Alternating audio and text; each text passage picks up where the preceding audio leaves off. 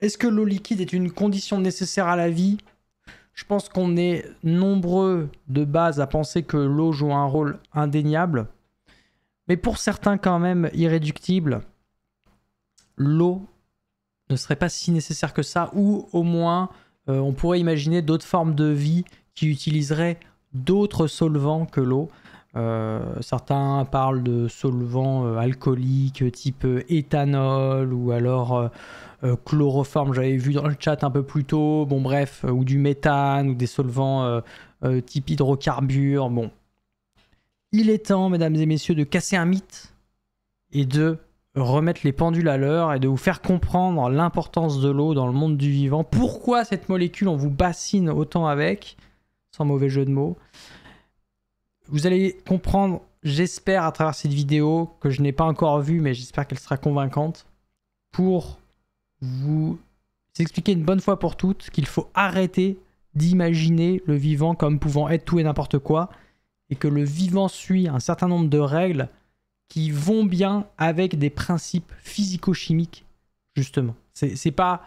Le vivant n'est pas permis, en tout cas le vivant tel qu'on le connaît sur Terre, ne se permet pas des joyeusetés et de l'exoticité d'un point de vue physico-chimique. Donc on aurait du mal à penser que ça pourrait être le cas également dans des formes de vie extraterrestres.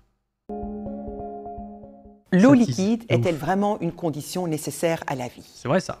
Donc la vie sur Terre, celle que nous connaissons, est basée sur les acides nucléiques et les protéines, mais aussi les lipides composant des membranes et les hydrates de carbone. L'eau est tout aussi importante et est souvent décrite d'une part comme la cinquième biomolécule et d'autre part comme le solvant de la vie. L'eau joue aussi un rôle central dans la question de l'origine de la vie et de la recherche de la vie ailleurs. Sur le site de la NASA, la définition d'une zone habitable y fait d'ailleurs explicitement référence. On rappelle.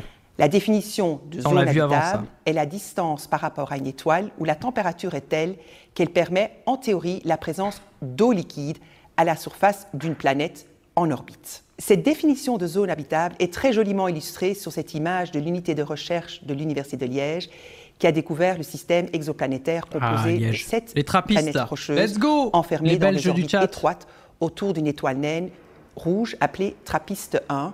Nous voyons la zone trop chaude de la vapeur, la zone trop froide où nous avons les glaçons. Présence d'eau ne veut cependant... Et la zone du milieu, évidemment, où il y a de l'eau liquide.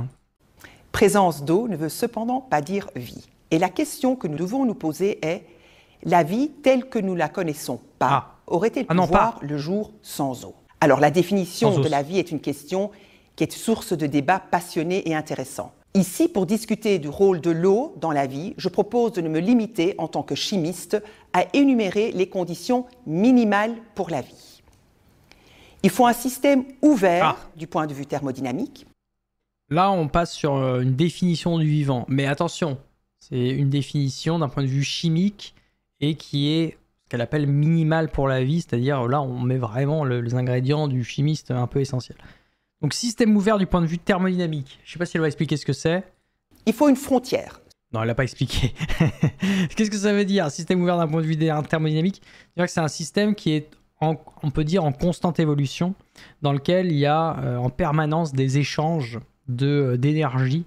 C'est un système qui n'est jamais à l'équilibre. C'est-à-dire qu'il y a toujours des transformations en permanence qui vont dans un sens, qui vont dans un autre. Parce qu'on fournit de l'énergie au système de sorte à ce qu'il puisse faire ces transformations. Si on arrête de fournir de l'énergie au système, le système ne peut plus faire ces transformations et du coup, il n'est plus dynamique, il devient à l'équilibre, en fait, il se met à être stable, à ne plus bouger et donc c'est la mort en fait. Quand un organisme est mort, c'est que ses réactions à l'intérieur de son corps ne marchent plus, ne fonctionnent plus, il n'y a plus de réaction chimique à proprement parler. Donc il n'est pas dynamique au niveau thermodynamique, il est du coup à l'équilibre, il est mort. Il faut être toujours, pour que le vivant vive, pour que l'organisme perdure, il faut être dans un état, on va dire, hors équilibre. Donc ça veut dire ça, système ouvert du point de vue thermodynamique, ça veut dire que c'est un système qui va recevoir de l'extérieur, il est ouvert parce qu'il reçoit de l'extérieur de la matière ou de l'énergie. Alors, ensuite, elle a parlé de frontières. Semi-perméable, créant un environnement où une chimie riche peut se dérouler. Pour chimie, on entend production d'énergie, transformation, réplication, régulation. Et il faut évidemment également un solvant. Et il y a plusieurs critères en faveur de la phase liquide. Elle permet une concentration élevée comparée à la phase gazeuse. Elle permet également une diffusion rapide des réactifs comparée à la phase solide. Alors là, juste un petit point là-dessus parce que c'est l'élément important. L'eau va jouer ici le rôle de solvant. Alors, c'est quoi un solvant? En fait, ça va être une substance qui va servir de milieu, quoi. C'est un peu aussi ce qu'on appelle la matrice. Sinon, il y a un autre mot, on peut dire la matrice, même si les chimistes disent le mot solvant. Ça va être le milieu dans lequel on va faire, après, les réactions chimiques en tant que telles. Donc, l'eau va jouer le rôle de solvant, va jouer le rôle de milieu, en fait, dans lequel d'autres réactions chimiques vont se passer. Donc, le solvant critère en faveur de la phase liquide, ça veut dire quoi? Ça veut dire qu'en gros, le vivant a priori, ne peut fonctionner bien qu'en phase liquide. C'est-à-dire qu'en phase solide, le problème, c'est que tout est gelé et donc les molécules en elles-mêmes n'ont pas forcément assez d'énergie parce qu'il fait trop froid en général quand tout est gelé ou alors au contraire, les molécules ne se rencontrent pas assez bien pour pouvoir réagir ensemble et faire des réactions, tout simplement faire des transformations. Le problème de la phase gaz, c'est que la matière est trop diffuse, donc les molécules sont trop séparées les unes des autres, donc ont peu de chances de se rencontrer pour faire des transformations. Donc voilà, lors de la phase liquide est juste ce qu'il faut, c'est-à-dire qu'elle est suffisamment dense pour que les molécules puissent se rencontrer, et en plus, c'est un système, la phase liquide, où il y a du mouvement. Finalement, on peut imaginer que les molécules sont brassées et peuvent se rencontrer plus facilement, quoi. Ce qu'il faut comme caractéristique pour ce solvant, il doit évidemment être abondant. Il doit exister sous une forme liquide, dans une bonne gamme de température et de pression. Il doit pouvoir dissoudre une large gamme de solutés, des molécules, des ions, des macromolécules. Il doit également assurer une stabilité structurale de molécules et assemblage moléculaire, que ce soit pour former la frontière ou pour avoir des grandes macromolécules. Et évidemment, il doit être adapté à une variété de transformations chimiques. J'en fais pause et je résume encore sa slide. En fait, là, elle dresse la carte d'identité du solvant. On s'intéresse vraiment à l'aspect solvant pendant cette vidéo, je le répète. C'est quoi le solvant idéal pour le vivant? En fait, on a une liste exhaustive et déjà, vous pouvez pressentir que l'eau, la molécule d'eau, H2O, va remplir un certain nombre de ses caractéristiques. Déjà abondant, l'eau H2O est particulièrement abondante.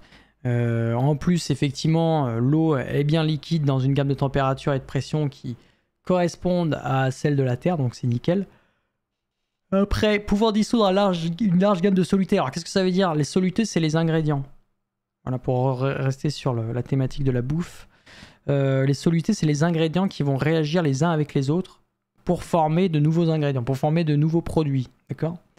Donc, les solutés, c'est ça. Un soluté, c'est juste ce qui est dans le solvant, d'accord? Je rappelle, le solvant, c'est le milieu, la matrice. Le soluté, ça va être ce qui va être dedans, littéralement.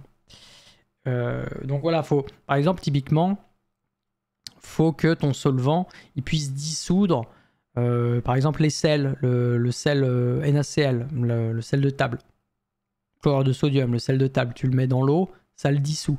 Bon, ça le dissout, pourquoi? Parce que c'est le solvant qui va avoir ce rôle de dissolution, qui va solvater, c'est ça le terme un peu technique, qui va solvater les espèces qu'on lui met dedans et va réussir comme ça à le dissoudre.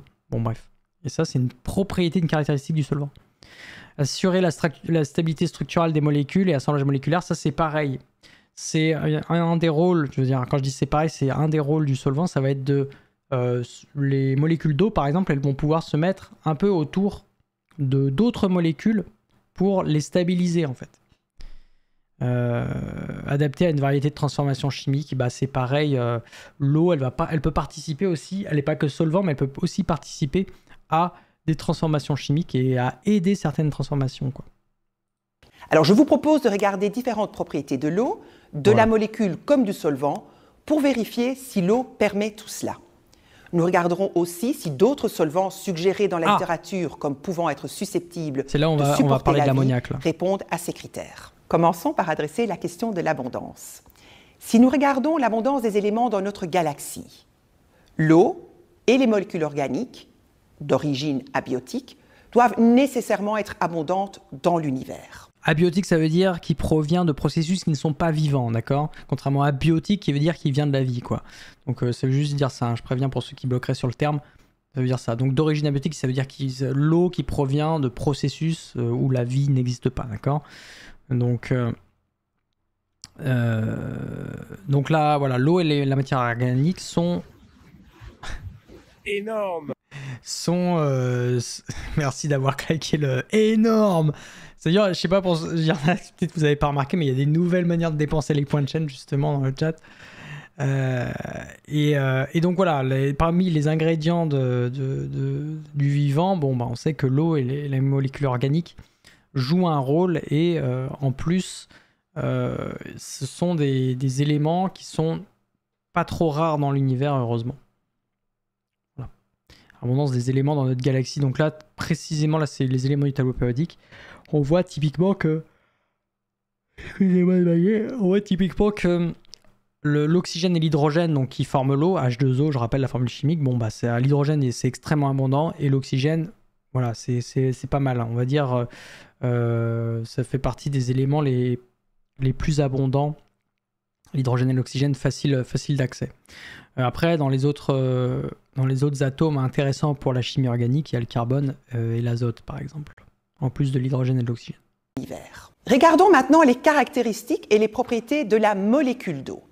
Donc, la molécule d'eau, l'oxygène a une hybridation sp3, ce qui va donner lieu à une molécule qui n'est pas linéaire.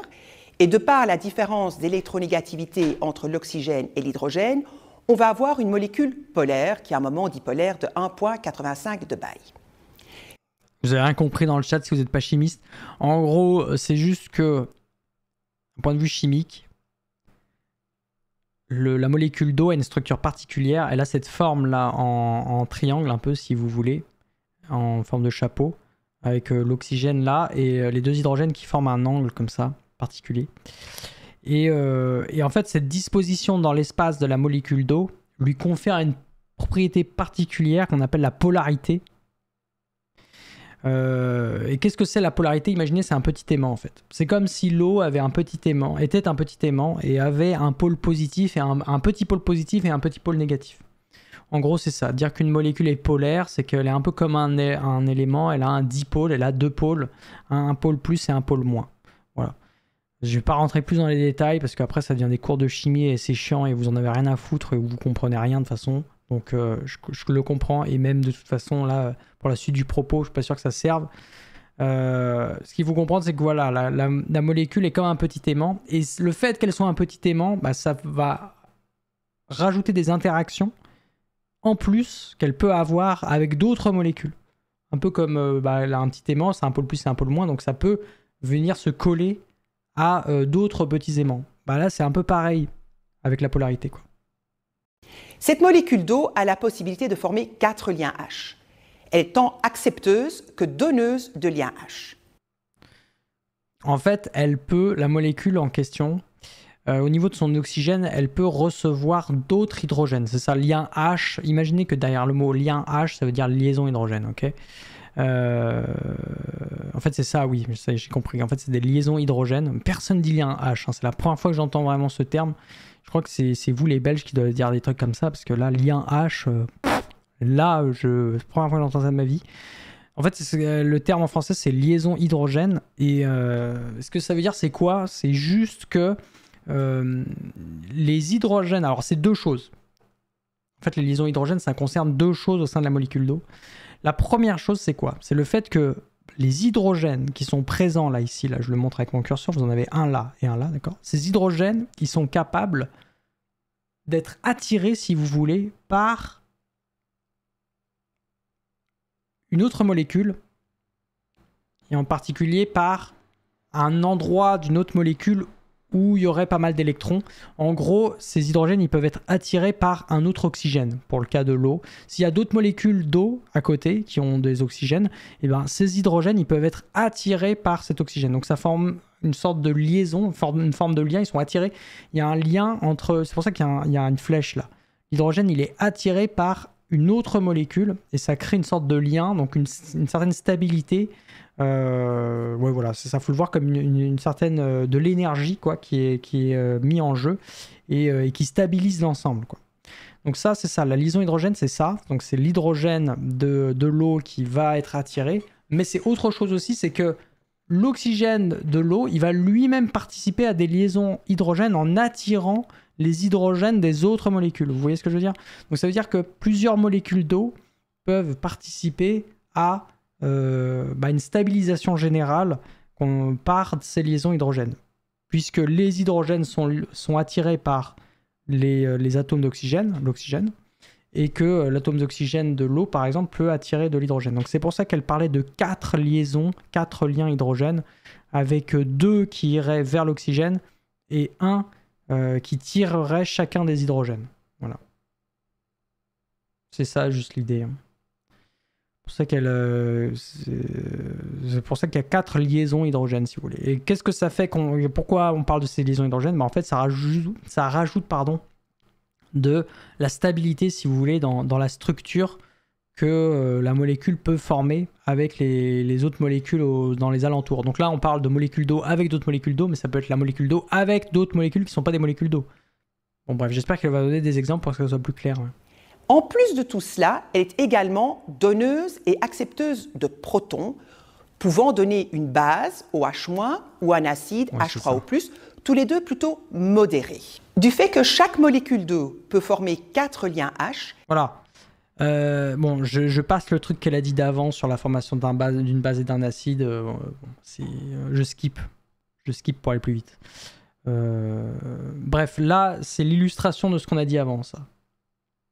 Là, on voit les fameuses liaisons hydrogènes qui sont créées. Par exemple, là, vous voyez, ça, mon curseur, il est sur un atome d'oxygène en rouge. Bah, vous voyez qu'il y a bien 4... Enfin, cet atome d'oxygène, il va attirer vers lui 2 hydrogènes d'autres molécules d'eau. Mais en plus, ces 2 hydrogènes à lui, ils vont eux-mêmes être attirés par une molécule d'eau aussi. Un oxygène d'autres molécules d'eau. Donc c'est là où il y a des liaisons hydrogènes qui se créent, on va dire, entre molécules. Et ça, ce n'est pas le cas de tous les solvants.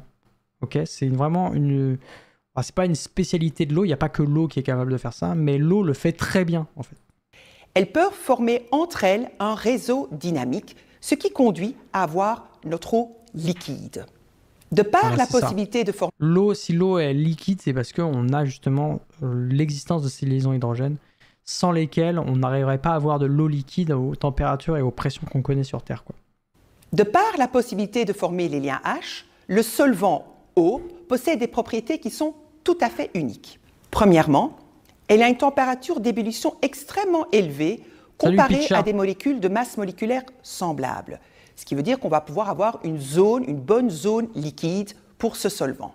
Elle a également une chaleur spécifique élevée comparée à d'autres solvants, ce qui veut dire que l'eau va pouvoir jouer le rôle de tampon thermique. 2 choses là. Le fait qu'elle a une plage de température dans laquelle elle est liquide qui est assez large, par rapport en tout cas aux conditions terrestres. Donc elle est relativement stable, elle va rester liquide sur une gamme de températures relativement confortable, pour peu qu'on ait une pression atmosphérique, je vous l'accorde, mais bon, voilà. Et là, elle parle de chaleur spécifique. Deuxième élément, chaleur spécifique, c'est quoi? C'est la quantité d'énergie qu'il faut donner à 1 gramme de matière pour la faire élever d'1 degré Celsius. Ou d'1 Kelvin, comme on veut, comme vous voulez, c'est pareil. Quelle est la quantité d'énergie qu'il faut fournir à 1 gramme d'eau pour faire grimper la température de ce 1 gramme d'eau de 1 degré Celsius? Voilà, c'est ça. Et en fait, sa chaleur spécifique à l'eau, elle est relativement élevée. Donc ça veut dire quoi? Ça veut dire qu'elle peut tanker, elle peut absorber l'énergie. C'est-à-dire qu'il faut bourrer en énergie, pour qu'elle puisse se chauffer, l'eau. D'accord? Et c'est même bien parce que du coup, ça fait qu'elle tanque bien la chaleur et ça fait qu'elle va monter doucement pour une même, enfin on va dire entre 2 solvants, pour une même énergie qu'on lui envoie dans la gueule, l'eau, elle va mettre plus de temps à chauffer si vous voulez. Donc elle va tenir le coup, quoi. Là, pourquoi elle parle de tampon thermique, c'est la capacité qu'a l'eau à absorber l'énergie avant, elle peut absorber une quantité d'énergie relativement importante avant de s'échauffer. Alors aussi, fait que nous connaissons, la glace flotte sur l'eau. Et de fait qu'elle flotte sur l'eau permet l'eau en dessous de rester liquide, même lorsque les températures au-dessus sont extrêmement froides. Et dernière propriété extraordinaire de l'eau, de par la présence de ces liens H, c'est qu'elle possède une très grande tension superficielle. Je reviens un peu en arrière sur l'explication, parce que là, c'est peut-être pas évident. L'eau, elle a une particularité, c'est qu'effectivement, la glace d'eau est moins dense que l'eau liquide. Ça veut dire quoi, moins dense? Ça veut dire qu'elle est plus légère, en gros. La glace d'eau est plus légère que l'eau liquide, ce qui fait que, littéralement, les icebergs flottent. Si c'était pas le cas, les icebergs couleraient, en fait. En fait, il n'y aurait même pas d'iceberg, on n'aurait même pas eu de catastrophe du Titanic. Malheureusement, à cause de ce phénomène qui est assez particulier et assez unique à l'eau. Il y a d'autres solvants qui l'ont, mais la plupart du temps, c'est plutôt l'inverse. C'est-à-dire que la glace d'une substance va être plus lourde que la substance à l'état liquide. Pour l'eau, c'est l'inverse. On a une substance qui est plus légère. Donc, ce qui fait qu'on se retrouve avec des icebergs. Voilà. Et c'est vrai qu'une fois que l'iceberg est formé, en fait, ça peut faire une couche un peu protectrice, entre guillemets. D'abord, la glace se formerait à la surface, parce que c'est l'endroit le plus froid, techniquement. Et après, coulerait, quoi. Du coup, la glace se forme en surface, et le reste en dessous, la glace forme une couche un peu d'isolant qui empêche l'eau en dessous de refroidir davantage, quoi. Et dernière propriété extraordinaire de l'eau par la présence de ces liens H, c'est qu'elle possède une très grande tension superficielle. Il y a une grande cohésion, comme illustré ici, avec les gouttes d'eau. Ouais, voilà, ça c'est pareil, on peut passer une heure là-dessus, là, mais tension superficielle, c'est un concept de folie aussi, pour expliquer pourquoi l'eau prend la forme de gouttes. Parce qu'en fait, les liaisons hydrogènes qu'il y a entre les molécules d'eau, du coup, participent à la stabilisation, à la cohésion des molécules les unes avec les autres. Et comme elles veulent être collées un maximum les unes avec les autres grâce à leur liaison hydrogène, en fait, elles vont adopter cette forme de sphère qui va en fait être la forme qui minimise l'énergie à dépenser pour les molécules d'eau. En gros, parce que ça va être la forme qu'elles vont prendre dans l'espace pour être le moins possible en contact avec l'air et le plus possible en contact avec elles-mêmes, les molécules d'eau. Donc en fait, elles vont se forcer les unes avec les autres de se tenir un peu main dans la main avec les liaisons hydrogène. Chaque hydrogène va un peu réagir, enfin se lier, on va dire, avec l'oxygène d'une autre molécule. L'eau a également des propriétés extraordinaires comme solvant. L'eau permet de dissoudre tant des cations que des anions, mais également des petites molécules polaires où on va avoir la possibilité de former des liens H. Des liens H, j'en ai marre, ça me trigger, liens H, liaison hydrogène. C'est la seule personne que j'ai entendue de ma vie qui dit lien H. Peut-être qu'elle dit lien H pour se dire c'est une version vulgarisée de dire liaison hydrogène. Pour moi, c'est relativement équivalent, mais bon, bref. Dissoudre, ça c'est ce que j'ai expliqué tout à l'heure avec le sel de table. Regardez, chlorure de sodium, Cl ici, chlorure, sodium, Na ici, chlorure de sodium. Là c'est typiquement l'illustration de comment un grain de sel est dissous dans l'eau. En fait les molécules d'eau, qu'est-ce qu'elles vont faire? Elles vont littéralement séparer le sodium du chlore, le chlorure du sodium, le sodium du chlore, séparation entre les deux, parce que les molécules d'eau elles vont se mettre tout autour comme ça, autour du sodium et autour du chlore, ça va les séparer, voilà. On peut faire pareil aussi avec l'eau, peut être aussi impliquée dans la dissolution de molécules beaucoup plus grosses, d'entités de la matière beaucoup plus grosses, comme des molécules polaires. Si on reprend maintenant déjà les conditions minimales pour le solvant, on voit que l'eau est liquide dans une très bonne gamme de température et de pression et qu'elle peut dissoudre une large gamme de solutés, des ions, des petites molécules polaires, qui présagent déjà une chimie qui peut être riche, d'autant plus riche du fait que l'eau peut être donneuse et accepteuse de protons. Alors la dernière propriété qui est absolument remarquable de l'eau, c'est ce qu'on appelle l'effet hydrophobe. Quelle est l'origine de cet effet hydrophobe? L'origine est que l'eau, les molécules d'eau, se structurent au niveau des surfaces hydrophobes de molécules amphiphiles. Et pourquoi elles se structurent? Parce qu'elle ne veut pas perdre trop de liens hydrogène qu'elle peut d'habitude faire avec les autres molécules d'eau. C'est quoi ça en fait, sa structure? En gros, c'est, vous savez, le fameux revêtement qu'on voit là passer sur les vidéos de vos réseaux sociaux préférés, le revêtement qu'on met genre sur les vêtements ou sur les chaussures, où tu mets de l'eau sur ta chaussure et l'eau elle coule sur ta chaussure, mais en fait, elle ne mouille pas ta chaussure parce qu'il y a un revêtement qui est hydrophobe qui repousse l'eau. Et en fait, ce que va faire l'eau, c'est qu'au lieu de s'infiltrer dans la chaussure, eh ben en fait, elle va fuir le revêtement et elle va rester compacte. Encore une fois, à cause, enfin ou plutôt grâce aux liaisons hydrogènes, les molécules d'eau vont rester les unes avec les autres, quoi. Donc c'est ça l'idée. Là, c'est un exemple de revêtement, enfin de matériaux hydrophobes. Le Pac-Man là, vert, là, le camembert vert dégueulasse. Vous avez des molécules d'eau et en fait elles restent les unes avec les autres au lieu de rentrer dedans, quoi, de s'absorber. Perte d'entropie, je sais pas pourquoi c'est écrit ça, mais déjà perte d'entropie c'est un peu bizarre, mais bon. Le fait que l'eau se structure, il y a une perte d'entropie pour le système molécule plus eau. Ah bon? On a une diminution de l'entropie localement? Lorsqu'on va avoir la mise en contact... En fait, est-ce que c'est possible? Parce qu'on dit tout le temps l'univers ne fait que gagner en entropie. Certes, mais le vivant, par exemple, est un exemple... Enfin, le vivant, pardon, est un exemple de diminution de l'entropie à l'échelle locale. Mais à l'échelle globale, le vivant participe à augmenter l'entropie de l'univers à l'échelle globale, quoi. Bon, bref. Dans le savon, vous avez des molécules qui ont des têtes jaunes comme ça, là.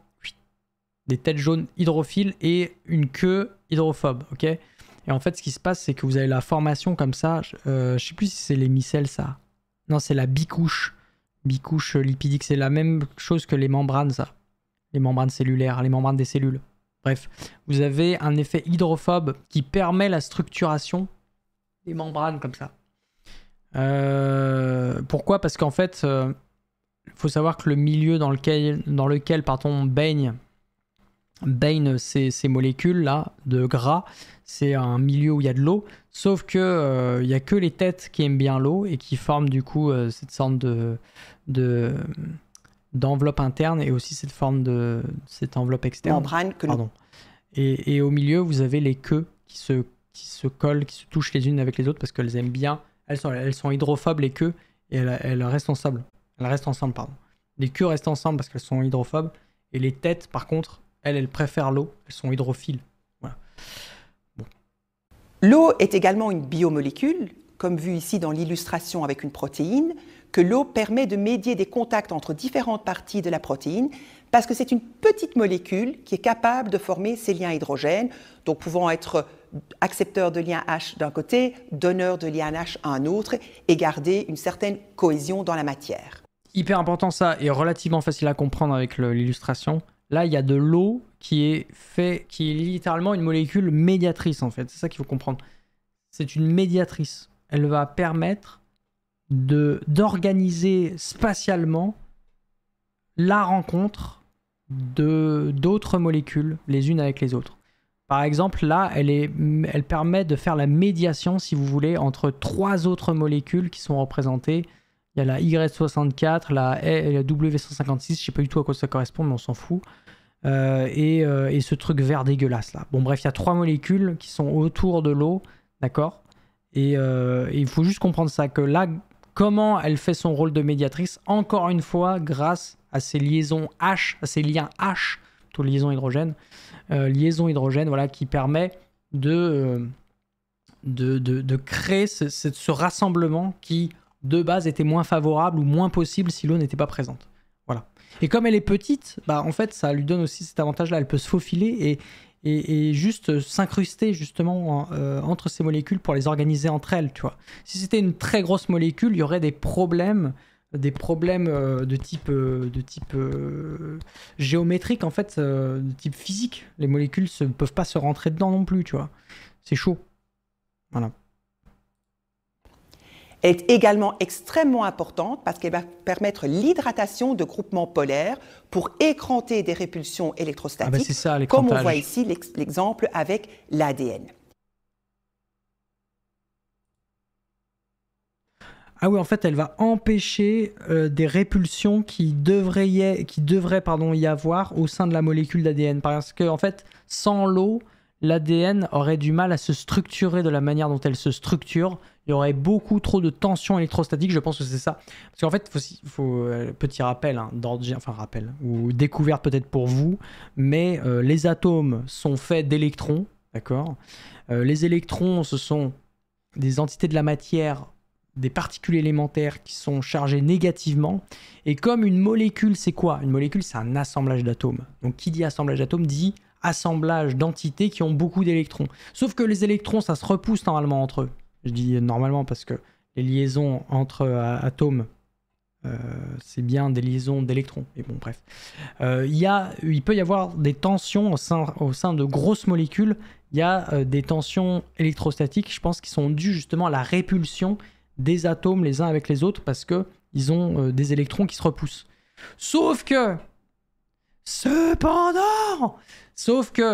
écoutez bien, mesdames et messieurs, c'est important. Sauf que si la molécule d'eau arrive à se faufiler, à se glisser, parce qu'elle est petite, elle se faufile, elle se glisse au sein d'une grosse molécule, par exemple, elle peut faire ce phénomène d'écrantage, d'écran. En fait, elle fait un mur, si vous voulez. Elle fait un mur, elle empêche les électrons au sein de la grosse molécule, hein, elle empêche les électrons de la grosse molécule de se voir. D'accord ? Et donc de se repousser. Donc, si vous voulez, c'est comme si l'eau abaissait les tensions qu'il y avait au sein de la molécule. Elle fait un peu tampon, comme dit l'Orgibus. Elle va détendre la molécule, entre guillemets, parce qu'elle va réduire les tensions électrostatiques qu'il peut y avoir. Il y aurait trop d'interactions avec les autres molécules, du coup, ce ne serait pas assez stable. Voilà, c'est ça. C'est bon, j'ai compris, du coup, ce phénomène d'écrantage. Je ne connaissais pas du tout. C'est un truc que j'ai appris ce soir avec vous, mesdames et messieurs. Donc, merci d'être là. Merci de partager ce moment de science hyper intéressante. Tellement intéressante, tiens, que je vais moi-même me faire un plaisir de vous faire savoir que j'ai appris une nouvelle connaissance. Nice. Donc ça, c'est un truc de ouf quand même. Un truc de ouf. Molécule d'eau qui sert d'écran. Et voilà, j'ai vu ce qu'il a compris. Donc si nous reprenons de nouveau les conditions minimales que nous avons besoin pour le solvant, on peut rajouter maintenant que l'eau, comme solvant et comme molécule, assure la stabilité structurale de molécules et d'assemblage moléculaire. Donc voilà, une condition en plus qu'on a rajoutée dans la liste. Et donc c'est quand même une condition non négligeable qui est super intéressante. Permet de la stabiliser des structures de molécules et leur permettre de se rencontrer pour qu'elles réagissent ou qu'elles fassent des trucs ensemble, quoi. Revenons maintenant aux conditions minimales pour la vie. Il nous faut une frontière semi-perméable, créant un environnement où une chimie riche peut se produire. De par l'effet hydrophobe, des molécules amphiphiles peuvent spontanément, lorsqu'elles sont mises dans l'eau, former des liposomes où nous avons une zone riche en eau à l'intérieur et une zone aqueuse à l'extérieur. Là, elle dit des choses compliquées pour dire quelque chose de très très simple. En fait, là, elle parle de l'enveloppe, de la frontière. Par exemple, une cellule. La cellule, vous avez l'intérieur de la cellule, d'accord, et l'extérieur de la cellule. Dans les deux cas, l'intérieur et l'extérieur, c'est aqueux, ok, c'est de l'eau. Bon. C'est ce qu'elle représente ici dans son schéma. Et en fait, ce qu'elle veut juste dire, c'est que l'eau, en fait, si vous voulez, dans le cas de la cellule, la frontière, elle va être définie par des molécules qui vont avoir une partie hydrophobe et une partie hydrophile. C'est ce qu'on a vu tout à l'heure.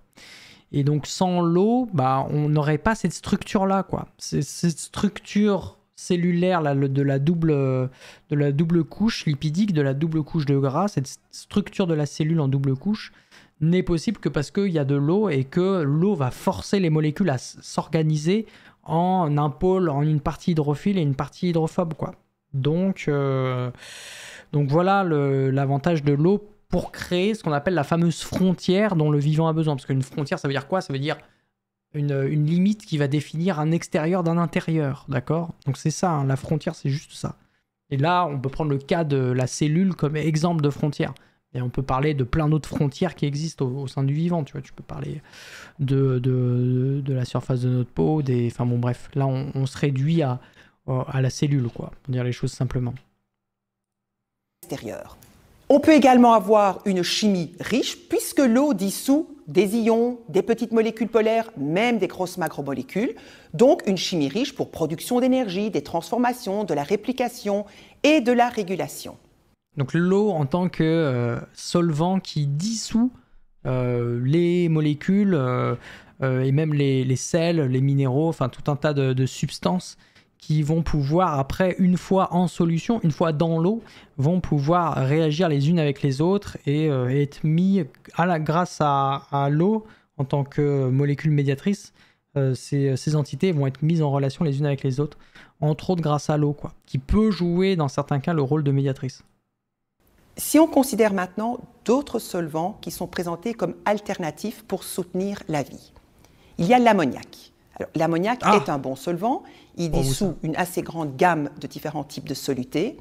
Il a également une bonne gamme liquide, mais seulement si on est à très basse température ou à très haute pression. La molécule d'ammoniac est donneuse et accepteuse de l'IAH, mais des liens beaucoup plus faibles que ceux que l'eau peut faire. Donc c'est pareil, les liens H, donc l'ammoniac peut avoir des liaisons hydrogènes, et en plus ça se voit dans sa structure, parce que vous avez un atome central d'azote là, qui pourrait, avec un atome d'hydrogène, former une liaison hydrogène. Et pareil, il a cet atome... Enfin, excusez-moi, je rappelle, ammoniac, c'est NH3 de formule chimique. Donc, c'est un atome d'azote et 3 atomes d'hydrogène. Donc, on peut imaginer des liaisons hydrogènes qui se forment en plus.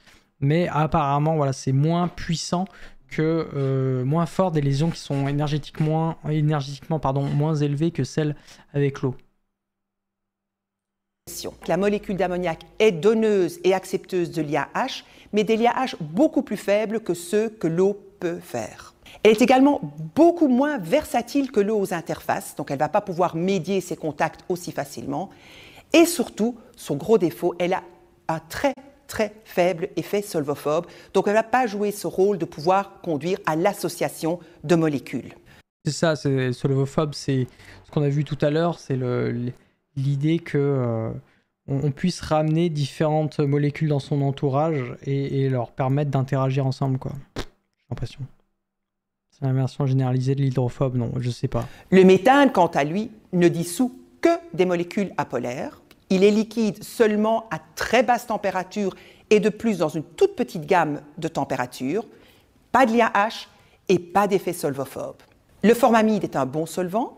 Il a une grande constante diélectrique, il permet une bonne réactivité, mais une chimie beaucoup moins riche que dans l'eau. La molécule de formamide, quant à elle, est une très faible donneuse et accepteuse de liens H. Elle est également beaucoup moins versatile que l'eau aux interfaces et elle également ne présente pas d'effet solvophobe. Donc, en conclusion, l'eau est bien plus qu'un solvant. Voilà. L'eau est un réactif, un transporteur de protons, un constituant de biomolécules. L'eau est une marieuse moléculaire, donc l'eau est réellement unique, et de nombreux arguments plaident pour que l'eau soit le solvant de toute forme de vie. Bon, voilà, c'est fini, allez, ciao. On va se coucher là, parce que bon, j'ai trop chaud, et vous avez compris. C'est bon, vous avez compris? On reprend pas le décan, là. Non, le décan, elle a skip, elle a dit, c'est bon, ça sert à rien, go next. Elle a dit un truc comme ça, je crois. Elle a dit go next, les gars. Et pourquoi O, ça se dit O alors qu'il n'y a pas de O? J'ai pas. Je pense que ça, c'est la question la plus difficile à laquelle on peut essayer de répondre ce soir, mais j'ai pas les compétences lexicales ou linguistiques pour répondre à ça, je crois. Spike Vince, tu me mets mal. Là. Eh bien, ce n'est pas très facile de répondre à cette question. Aïe, aïe, aïe. C'est exactement ça. Oh bordel, très bien timé Ribose, hein, bien joué. L'eau est une marieuse moléculaire. C'est vrai que le côté marieuse moléculaire, c'est plutôt ça que les gens n'ont pas forcément connaissance. Le fait qu'elle ait... Moi, je parle de rôle de médiatrice et je pense que c'est une bonne image à garder en tête. Le rôle qu'elle peut littéralement favoriser des assemblages de molécules autour d'elle, quoi. Il y a aussi son rôle d'écrantage, là, qui était pas mal. Il y a son rôle dans le fait de dissoudre un ensemble de solutés, un ensemble d'ingrédients finalement qui vont eux-mêmes réagir entre eux pour se transformer. Voilà, après, vous voyez, l'eau peut même constituer être un constituant de macromolécules, donc être un constituant de grosses molécules. Voilà. En fait, c'est vraiment grâce à ces liaisons hydrogènes qu'elle peut faire tout un tas de choses, quoi. Pourquoi l'eau est aussi importante dans le vivant? C'est parce qu'elle est abondante. Si elle n'était pas aussi abondante, probablement qu'elle ne serait pas aussi importante. Et oui. Et le fait qu'elle soit aussi simple, qu'elle soit aussi petite, comme elle est petite, elle peut littéralement se faufiler un peu partout et quand même réussir avec sa capacité de marieuse, justement, de jouer un rôle indéniable. Et de pas trop gêner les autres molécules, parce qu'être une grosse molécule comme celle qu'on a vue dans les autres exemples là qu'elle a présentés, bah, ça pose des problèmes au niveau géométrique.